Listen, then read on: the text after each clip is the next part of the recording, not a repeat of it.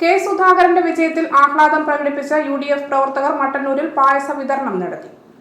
Bus stand പരിസരത്ത് DCC secretary PK Satheesan ഉദ്ഘാടനം ചെയ്തു. മണ്ഡലം പ്രസിഡന്റ് AK രാജേഷ് അധ്യക്ഷത വഹിച്ചു. Suresh മാവില, TV Raveendran, KV Jayachandran, MC Kunhammad, Farzin Majeed, AK Rajesh തുടങ്ങിയവർ പരിപാടിക്ക് നേതൃത്വം നൽകി.